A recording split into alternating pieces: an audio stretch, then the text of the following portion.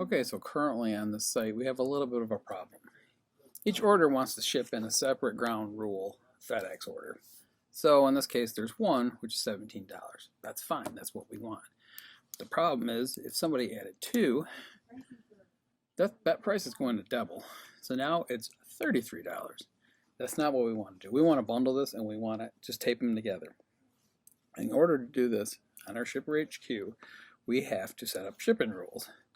This is our welcome screen, our dashboard if you will. You got to click boxes.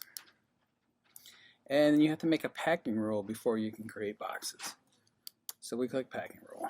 I did this in advance just to show you. So right here, for that particular SKU, 8128 box rule, we have this set up.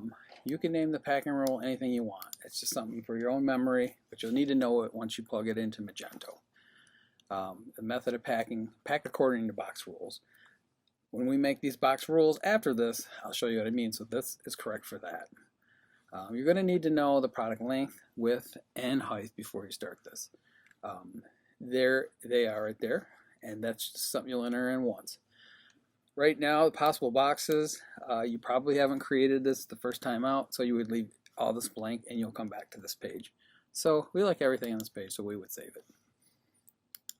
So then click all boxes and you would click this new one.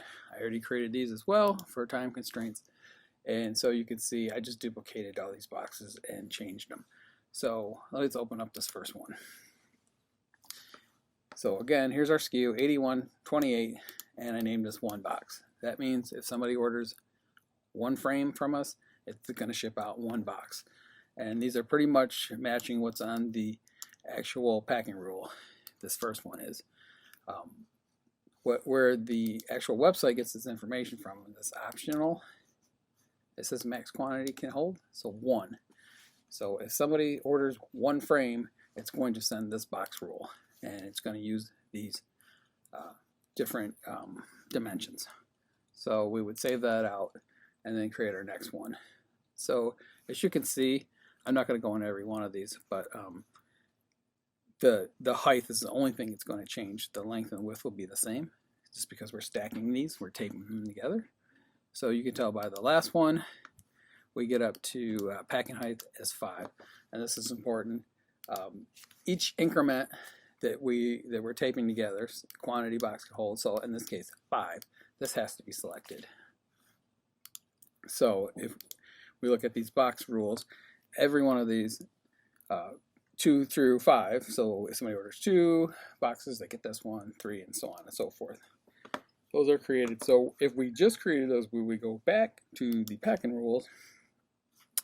We would find that packing rule here, which we just created, and we would manually add this. And this is, we just show you from a drop down. We already added these, so we won't find them. So there that is. We hit save. Everything is ready on shipperHQ. Now you need to go into your Magento admin and figure that out. The best way I do this is you go to stores. I like to click carriers, even though you can do another shortcut. This kind of lays it out. You'll see the shipperHQ if you have it configured into your website and you want to say synchronize with shipperHQ. Some of these are left over from before. I haven't deleted them yet. This is the manual deletes required. But you see these add ones, those are the ones we just created. I have not added those to the site yet. So all you simply do is hit the synchronize with shipperHQ. It's going to ask you, you confirm it, yes. Wait for it. Okay, so those are out of there, and we assume it's in the website. You might want to go to your store and your system cache management and clear that, but I have not had any problems with these. We will not worry about that right now. Alright, so we pull up this product SKU. I've already filtered out that 8128. This is a configurable product, in which case we only need to edit the child SKUs. First we're going to do the black frame, and this is very easy. You're simply going to scroll down to dimensional shipping. Right now it says pack separately, and we want to put that 8128 rule that we just made. It's that box rule right here. This is very important. So if you already have information in your site with the dimensions, you need to delete those. Ignore this master package box.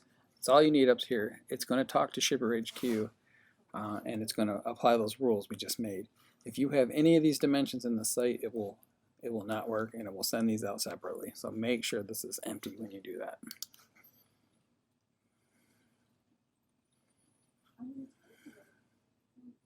All right, there's our black frames. We'll go back to the product page. Now we want to do the same thing to our satin silver. Say edit. Again, we leave our parent SKU alone. You don't need to apply it. Extra step you don't need to do. Dimensional shipping. We have packed separately. We need that 8128 rule. And again, delete these dimensions out of the dimensional shipping. Just leave it blank. We only want to apply this rule. Hit save. And we're done. Like again, some people like to go up to the system cache management and do that. I found so far that I haven't needed to do that. I just clear the cache on the actual browser. So let's go back to Chrome. Right now, the last time we ran a test, we were getting $33 for 2 frames, which is we know is not right because that's just adding 2 boxes together. So what we need to do is clear our cache here. This is Chrome. We'll go more tools, clear browser data, and you want to clear cookies and site data and cache and images. So just clear that. Depending on how much data you have, it might take a while.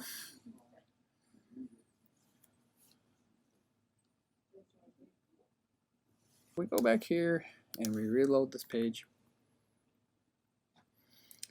We are going to hold down the Shift key and refresh, and that should clear out this browser. So right now we should have nothing for our states, and so we want to select California, and we're going to put in Orange County zip code. I have that stored here. Grab that.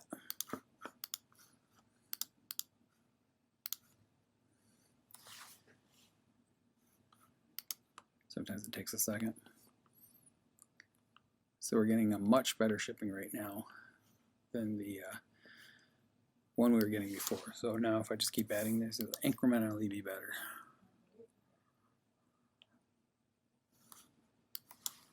You see, it's not going crazy adding these. Before we were getting like I think $65 for 5 frames.